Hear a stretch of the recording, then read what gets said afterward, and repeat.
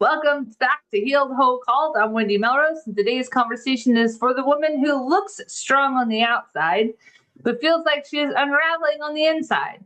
I'm joined by Kristina McGahan, and hopefully I pronounced that right, a nurse of 28 years, author and faith-based burnout recovery coach who knows what it means to carry responsibility, lead in crisis, and still quietly lose herself along the way. After decades in high acuity nursing, leadership and walking through personal loss and exhaustion, Kristina faces what she calls the identity collapse, the moment when being the strong one stops working. And now she helps high capacity women regulate their nervous systems, rebuild boundaries, and reconnect their God given worth. This conversation matters because strength was never meant to cost you your identity. Kristina, great to have you here. How are you? I'm doing great. Thank you. I'm so happy to be here. And yes, you pronounced my last name right. Hey, winning. So let me start with, after nearly 3 decades of nursing, when did you first realize your exhaustion was more than just being tired? So, I mean, I love nursing and I never really thought I had a problem until like my entire world collapsed the end of 2019 and then into 2020 with COVID. And when I say my entire world collapsed, I mean like I was going through a bad divorce a few months before COVID hit. And so now, COVID hits and I'm kind of stuck in my house. Can't go anywhere, have no outlet. Um, Charge nurse on the COVID unit, trying to navigate my own identity loss of being a wife and still trying to be strong at work for my staff, for the patients, for the family members who aren't allowed to visit. It really took a toll. And that's when I realized, what I mean, I was like in this survival mode that I didn't even realize I was in until like after COVID. And then it's like, your body kind of relaxes a little bit because, okay, the pandemic is over. So is my marriage. Who am I? Why do I feel like this? Why am I always like on high alert? And that's when I started researching. It's like, because I'm sitting there like, what's wrong with me? Well, there's nothing wrong with me. Once I start researching it, oh yeah, I'm burnt out. I'm in a survival mode, and that happens with so many people, not just nurses. We don't even realize it. We just, we do what has to be done. Right. Well, and then when you use the frame identity collapse, what did that season actually feel like in your everyday life? Um, I felt like I didn't know who I was. I felt like I didn't have a purpose. Um, yes, I was a nurse. Yes, I was still a mom, but it was different, trying to navigate because I had that role of wife for so long. And now it's like, okay, now I'm a single person. What is this? This is foreign to me. Um, yeah, and then you're trying to figure out like who am I really? Because I had that role, but that's not really who I am. I'm an individual person and I need to find out who am I really? Right. You know? And I think so many people get stuck in that kind of like identity role of I'm a wife, I'm a mom, I'm a nurse, but who are you really? Right. You got to get to know who you are. Well, and was there a specific moment where you knew something had to change, not just in your schedule, but in you? Um, yes, I think I started feeling that during the pandemic. Like, something has to change. I need to find out, what do I like to do? Mm-hmm. You know, what's important to just me? What are my values?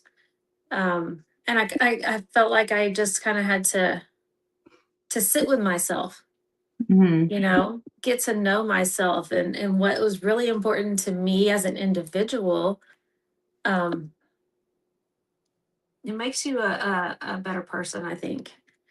Sure. And well, did you do any like trial and error things? So like one of the things that I know, I mean, I still love to do it, but I go with my kids is I love going to see movies, right? Yeah.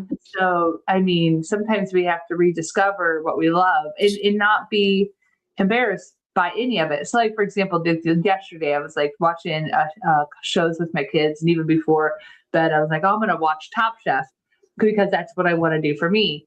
And Mhm. people are like, oh, I don't watch TV. Well, the thing is, you want to know why I don't read books? Because I read books all day long for what I do for a living. I don't want to read not one more word.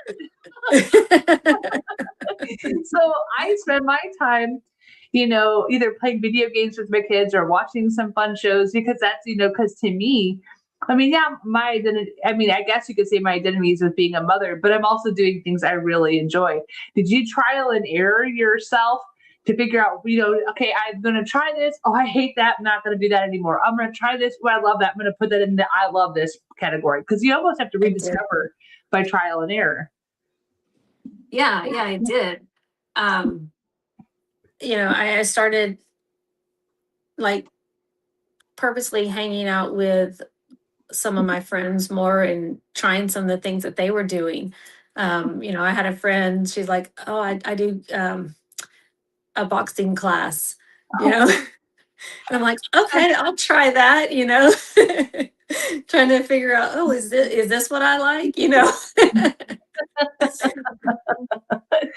you like boxing? Did you have you I, get a lot of yeah, I did.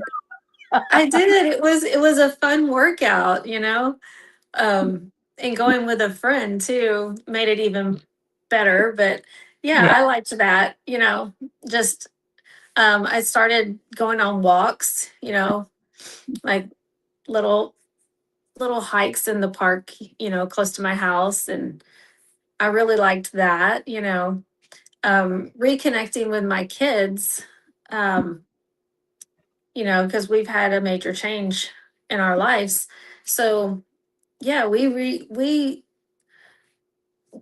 made intentions to really connect with each other on a different level Mhm. after going through that loss. Um, yeah, so now we've got things that we like to do together that we're just more relaxed. We've got certain TV shows are like, oh my gosh, it's time for another episode. Let's watch this tonight. Yeah, my daughter and it's like, she goes, Mom, let's watch Outer Banks. And I'm like, okay. Mhm. So, which is kind of like a modern day take on the Goonies, Uh, right? yeah, And yeah, I'm like, okay, it's super intense though, because there's never an episode where just nothing happens. The drama right. is so going. I'm like, I feel like I'm being wrecked all over the place. And I'm like, oh. She goes, but it would be so boring. She's my, 14-year-old. And I'm like, it's fine. And so she goes, we gotta watch all of the episodes before season 5 starts in June. And I'm like, we're only in the middle of season 2. Like, how watch that much? But we're gonna do our best. So, but I'd love to for you to talk to the woman who feels almost addicted to being needed. What do you think is really happening underneath that pattern? Oh, you have it's kind of like an addiction, right? You don't feel like you're worthy unless somebody needs you for something, Mhm. so you're constantly putting yourself last, just so you can meet everyone else's needs. Mhm. And then what does that do to you, right? You're just like, you get lost. You don't know who you are because you're anticipating, this person's going to need me for this, or I want to do this for this person. I'm going to give my time and my energy here, you Mhm. know. And then what do you do for yourself? Nothing. Right. Yeah. Yeah. One of the things I've started doing is putting myself first when it comes to, eating and wellness. Right. Mhm. And just like, the mentor his program, which is Abram's Kaizen method. So I follow Abraham Anderson and Abram Anderson. And he's just like, he goes, if you put yourself first and you get healthier, who's going to be mad? No one. And if they are mad, are they really meant to be in your life? So, Right. and it's like, it's so true. And, when we're eating healthy, we're fueling our body, we have more energy, we can do things more with our loved ones, or we can do more things for ourselves, right? If we're single, if we're finding ourselves in that state of singleness, right? Right. When we, fuel or even feed our body with anything that doesn't serve us, whether food, spiritually, mentally, any of the things, it's like it can take such a toll on us that it makes us and renders us completely useless for the kingdom or anything God wants to do in and through us. Right. So when you look back on your journey, what part of your story feels the most important for other women to truly hear?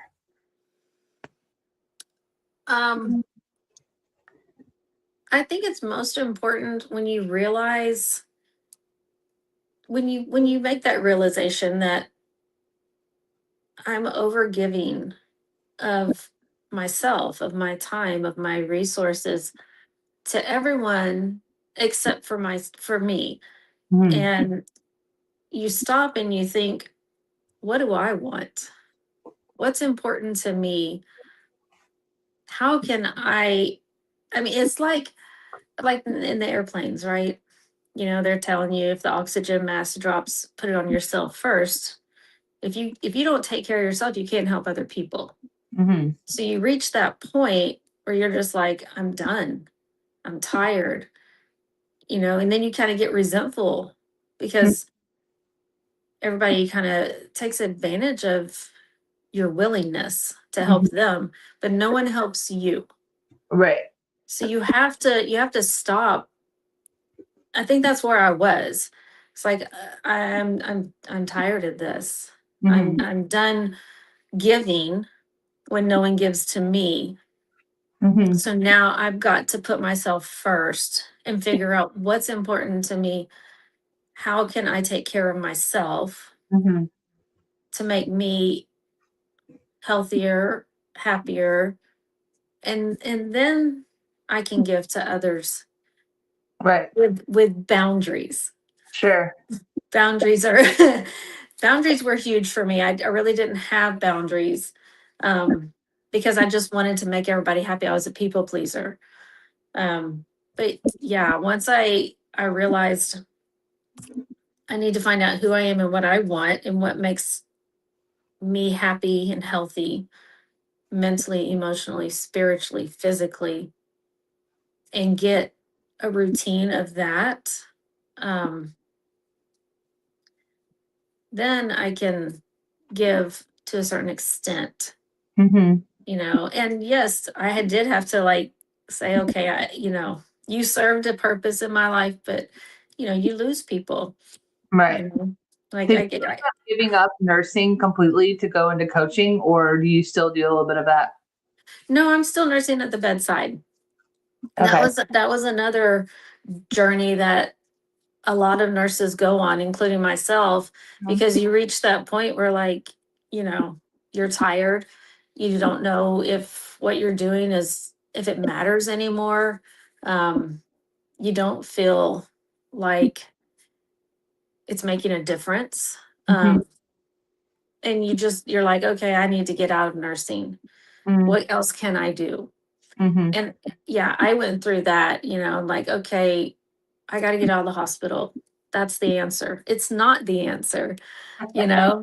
I found that out because, you start looking, and a lot of nurses do. They start looking for how can I use my skills, but get away from nursing in the hospital at the bedside. So you start looking at, what can I do from home, right? And that's where I started. And I initially started looking at legal nurse consulting. And so I went through a course, and in that course, we had mindset work. And that's when I realized, no, there's so many nurse coaches out there that help nurses get away from the bedside. We're already short staffed. Mhm. What we need, in my opinion, is to coach nurses through the burnout process, through the survival mode process, through the identity process, so they can learn how to set boundaries. They can Mhm. learn what their triggers are, that they can stop them before they start to spiral. So then Mhm. you're not going deeper into burnout and staying stuck in survival mode, and your nervous system can calm down and you can find happiness again. You can find yourself again. You can find joy in being a nurse again. Right. Because I mean, everyone was excited when they graduated nursing school, and they're like all excited to be a nurse, So to just find that again, right? And not leave the bedside. Right. Well, and it's so often that it's the nurses that end up caring for the patient on such a deeper and more personal level than the doctors ever will. They're coming in, coming out, making quick decisions, and the nurses are really the eyes and the ears for the patients. Right. Uh, and you can tell when there's good nurses, you don't want them to go to leave their shift. Like, oh God, please, will you just stay? Or give me someone that's like you, because you never know what you're going to get the next 12 hours. I mean, and I don't go to hospitals for a reason, and not, and it's not because of the nurses. It's usually because of the doctors. I'm not a fan of the medical world for so many reasons, and we'll just leave that there. But it is because of the nurses there that make at least the experience um, less painful, literally and figuratively. So, and I know that you said you're already working on putting this into a book. What made you realize that your story needed to be written and not just lived? um, for me, it's therapeutic Mm-hmm. to put it in writing, but I also feel like it can be beneficial to to other nurses if they read my story, what I went through, and how the process that I came out of burnout in survival mode, and I'm still at the bedside, and I found myself again. I found my purpose again, and throughout, I'm putting like little tools in there that you can use, like little resets throughout the day that anybody can do to really, like, when you feel like your nervous system is up here, okay, step away for 5 minutes, do this, and then you feel like, okay, I'm a little more relaxed now. I can go back out there and finish my shift or whatever. So I just trying to get my story out there. Just, if it helps one person, then I've done my job. Well, and there's like, I have friends who are nurses, and like I one of my well, he's my ex husband's girlfriend. She's a nurse. She's also an administrator for like a nursing part of the university system. But since she goes and she works nights a couple times a week at the labor and delivery unit at Mercy, in Big Mercy in St. Louis. And she's like, "Oh, pray for me, because it's coming up, because you work all day and then you take a quick nap and then you work all night." Oh And gosh. it's like, I don't know how she does it, but she knows that those women need her. And good nurses in maternal care is just critical, because a good experience or a bad experience can set that mother up for success or trauma start to their motherhood journey after a baby, whether they're first or their whatever number. So yeah, I couldn't go into nursing. I literally couldn't. That's why there's nurses like you guys. So I would love for you to answer this final question. If a woman is listening right now and she knows she's exhausted but doesn't know where to begin, what is one small grounded step she can make this week to start coming back to herself? Grounding herself. Um, Simple little reset. Your mind is constantly running with thoughts. Um, but to break that pattern, you got to say it out loud. Mm. You got to tell your body, I'm safe. So a simple thing that I teach that really makes such a big difference is just, stepping away, putting your hand over your heart, closing your eyes, taking a deep breath, in through your nose and a longer exhale out through your mouth, and then saying out loud, I am safe. Just that simple can bring your nervous system to a more relaxed state. Um, it's such a simple tool, but it really works so well, especially when you're feeling like you're in the middle of shift and you're just running. You feel like you don't have enough time to get everything done, and your nervous system starts to really hype up. You just got to lower this a little bit here, and then you calm down some, and then you can put things more in perspective and figure out, okay, this is, time management.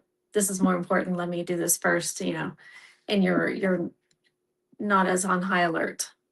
Right. Oh, that's really good. Well, Kristina, thank you so much for sharing your story with us today with such honesty and wisdom. This conversation is going to give a language and permission to so many women. And to the woman listening, you do not have to collapse to prove you've carried enough. Strength does not require sacrifice. Healing is allowed to begin quietly. If today's conversation resonated with you, please share it with another woman who's been holding on to too much for too long. And remember, this is Healed, Whole, and Called. And your story doesn't end in burnout, it ends in wholeness. Till next time.